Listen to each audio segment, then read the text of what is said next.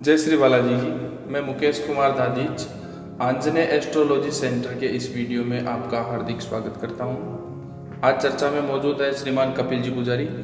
जय श्री बालाजी। जय श्री बालाजी मुकेश जी। पिछले कुछ वीडियो में दर्शकों का बहुत ही अच्छा रिस्पॉन्स मिला। उसमें कुछ प्रश्न दर्शकों की तरफ से पंडित जी आए हैं जी। मैं सबसे पहला प्रश्न है ज्योतिष संबंधित। दर्शकों का ये कहना है कि हम पूजा पाठ करते हैं, भगवान की पूजा करने की कोशिश करते हैं, पर उसमें मन नहीं लगता है, पाठ पूरा नहीं हो पाता है। तो ज्योतिष के हिसाब से ऐसा कुछ योग है, वो आप हमें समझाइए पंडित जी। ज्योतिष में एक ऐसा योग माना जाता है जिसका नाम है गुरु चांडाल योग। ये योग यदि कुंडली में प्रभावित होता है तब क्या है कि पाठ पूजा में मन नहीं लगता। ये दरअसल कैसे बनता है ये मैं आपको समझाने का प्रयास करता हूँ। गुरु का अर्थ है देवताओं के गुरु बृहस्पति, और चांडाल का अर्थ है राहु या केतु में से विशेषतया, क्योंकि यही दोनों विशेष तामसिक ग्रह हैं। तम का अर्थ होता है अंधकार, तो अंधकार से जुड़े हुए राक्षस प्रवृत्ति के, क्योंकि ये राक्षस है, समुद्र मंथन की कथा हम सभी को विदित है जी। तो गुरु के साथ में चांडाल प्रवृत्ति के अर्थात तम के अंधकार के प्रतीक, कुबुद्धि के प्रतीक राक्षस यदि साथ हों कुंडली में, तब जाके ये योग बनता है, यानी गुरु के साथ केतु अथवा राहु हो। अब क्या है कि इसमें एक विशेष बात मैं आपको ये इंक्लूड कर देना चाहता हूँ। इसमें ये योग तभी विशेष प्रभावी है जब गुरु निर्बल है, यानी गुरु में ताकत नहीं है, पावर नहीं है फल देने की, और राहु केतु ज़्यादा एक्टिव है, तो ये योग भी और बढ़ चढ़कर अपना प्रभाव दिखाएगा। और यदि गुरु उच्च के हैं या त्रिकोण में लग्न में हैं, और या चंद्रमा से अच्छा संबंध बनाते हैं, अच्छे स्थानों में हैं, गुरु मजबूत है, तब ये योग इतना प्रभावी नहीं होता। हालांकि असर होता है मगर इतना प्रभावी नहीं होता। बुरा तब होता है जब गुरु निर्बल होते हैं और राहु केतु ज़्यादा एक्टिव होते हैं। तब क्या करते हैं कि गुरु का अर्थ है आंतरिक प्रज्ञा, यानी आत्मा की बुद्धि आपकी। तो आपकी जो आत्मा की बुद्धि है, जो सात्विक बुद्धि है, जो अच्छे कर्म करवाती है, अच्छी सोच रखवाती है, जिसका संबंध ईश्वर से है, उस बुद्धि के साथ राक्षस होने से हमारा मन पाठ पूजा से भटकने लगता है। वो राहु केतु भटकाने लगते हैं, मतलब वो होने नहीं देते हैं।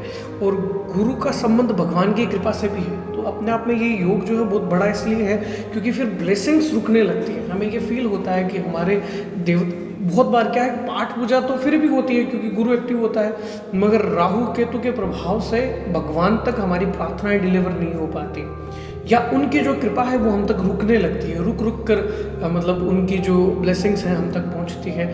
हम सोचते हैं कि भाई पाठ पूजा हम बहुत सारी कर रहे हैं, काफ़ी दिनों से जब चल रहा है, हालांकि मन नहीं लगता कई बार, मगर भगवान की कृपा नहीं आती, बाधा बढ़ती है उसमें। तो ये मुख्य रोल अदा करता है गुरु चांडाल योग उसमें। इसके उपाय के लिए कुछ पंडित जी? गुरु को बलवान करना आवश्यक है। गुरु यदि आपके बलवान होंगे तो सही दिशा एक्टिव होगी जीवन में। गुरु का साथ यदि होता है तो हम जीवन में भटकते नहीं हैं। तो देवताओं के गुरु बृहस्पति का साथ होना आवश्यक है।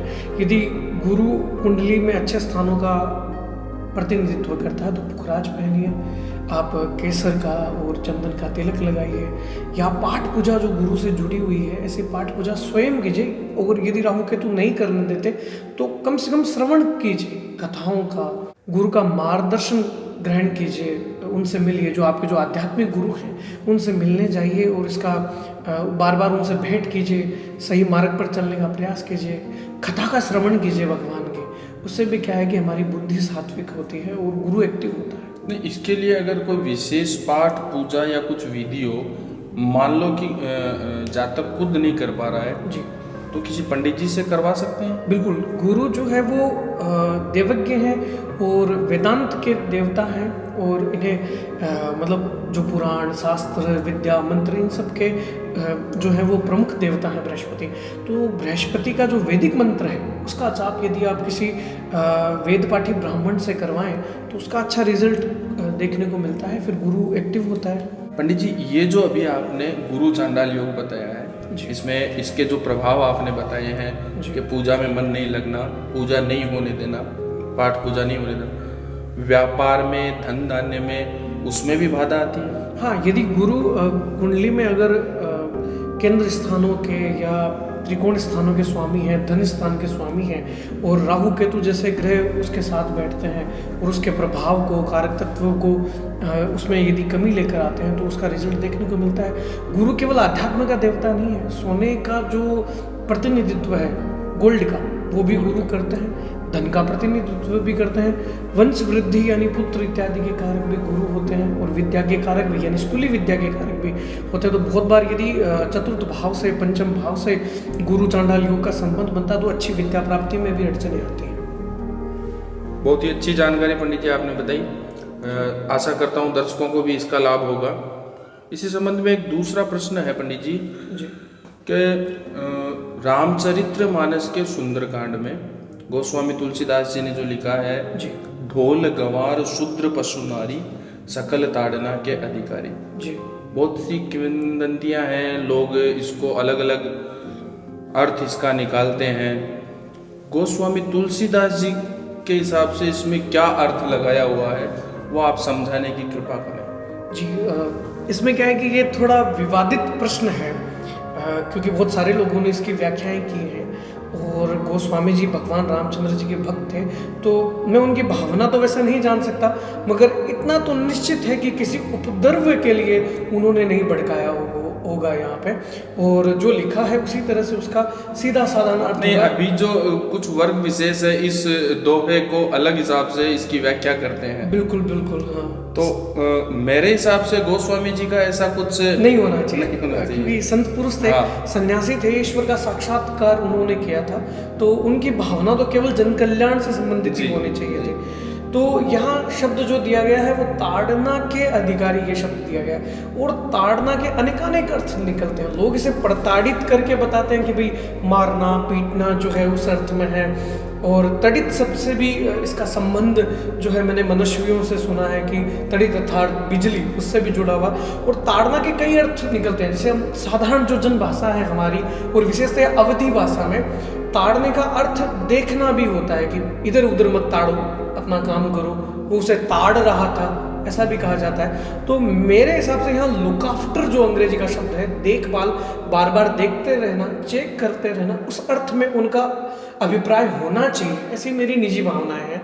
क्योंकि वे जन कल्याण वाले थे, तो किसी वर्ग विशेष से ऐसा नहीं है कि उनका द्वेष रहा हो, क्योंकि ईश्वर की भक्ति में रत थे गोस्वामी जी। तो उन्होंने कहा ढोल गवार शूद्र पशु नारी, तो ढोल का अगर हम लुक आफ्टर नहीं करते, जैसे श्रावण मास में या जिस समय में मॉइस्चर अधिक रहता है उसका अगर हम उसको खींच के नहीं रखते हैं या उसकी देखभाल नहीं करते हैं तो वो ढीला पड़ जाता है, उस ताल में उसकी आवाज़ नहीं आती।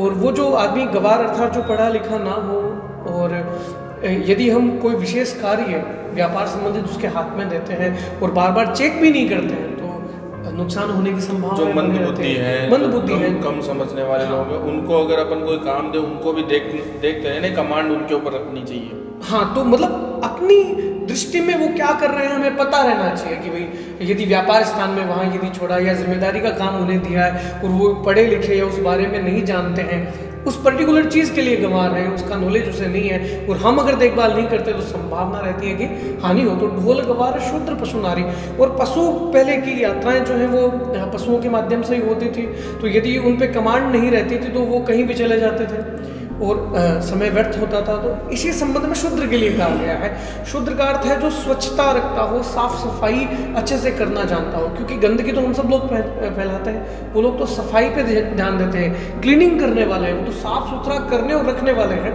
इसलिए उनके बारे में गलत नहीं कहा होगा उन्होंने। मेरा आइडिया ये है कि किसी भी तरह की साफ सफाई से जुड़ा हुआ काम, चाहे वो मन से जुड़ी हो या शरीर से जुड़ी हो, उस ऐसे लोगों को यदि हम चेक नहीं करते रहेंगे तो निस्संदेह ही अच्छे से काम अपना नहीं हो पाएगा। वो साफ सफाई से संबंधित जो भी काम है, जो भी साज सज्जा से जुड़ा हुआ कोई भी काम है, सेवा से जुड़ा हुआ, क्योंकि नर की सेवा हो चाहे नारायण की सेवा हो, जो वो करता है वही शूद्र है, जो सेवा करने वाला है। तो देखते रहना चाहिए कि अपना जो काम हो रहा है वो गलत हो रहा है या नहीं हो रहा, लुक आफ्टर रहे, उनकी देखभाल रहे। ऐसा ही स्त्रियों के संबंध में है। नारी तो नारायणी होती है, अपना घर जो मकान को घर वही बनाती है अपने संस्कार से, तो उन्हें किस चीज़ की ज़रूरत है कि भाई किचन में उन्हें किस चीज़ की ज़रूरत है, किसी सामान की ज़रूरत है, या बहुत बार क्या है पति पत्नी के बीच में या माता पुत्र के बीच में संवादहीनता आ जाती है। तो संवाद बना रहे, हम चेक करते रहें कि घर पे किस चीज़ की आवश्यकता है, उनके मनोभाव कैसे हैं, उन्हें कोई चिंता, डिप्रेशन या टेंशन नहीं है। तो देखभाल के अर्थ में मेरे आइडिया से यही होना चाहिए कि ताड़न के अधिकारी, मतलब बार बार देखा जाए, उन्हें संभाला जाए, लुक आफ्टर रहे उनकी, इस संबंध में उन्होंने कहा होगा। और लोग क्योंकि ब्राह्मणों में, स्वर्णों में और हिंदुओं में एकता ना रहे और शूद्रों के साथ विवाद हो, हमारी परंपराएं टूटें, हम एक जगह ना रह पाए, हिंदू कमजोर पड़े, इसलिए अनेकानेक और अर्थ का अनर्थ करके इसकी व्याख्या की गई है मेरे ख्याल से। तुलसीदास जी का ऐसा मनोभाव नहीं होना चाहिए, क्योंकि वे संत पुरुष थे, देवज्ञ थे, भगवान राम को जानने पहचानने वाले थे। यदि उनके मन में गलत विचार होते तो रामायण आज महाकाव्य घर घर में नहीं होता। पंडित जी, आपने बहुत ही अच्छी जानकारी दी है। आशा करता हूँ दर्शकों को भी इसका लाभ होगा और भविष्य में भी ऐसे प्रश्न अपने पास और आएंगे जी, तो उनका जवाब भी दर्शकों को आपके द्वारा मिलेगा। जी जरूर प्रयास करूँगा मैं। इसी आशा के साथ में अगले वीडियो में मिलते हैं। जय श्री बालाजी की। जय श्री बालाजी की।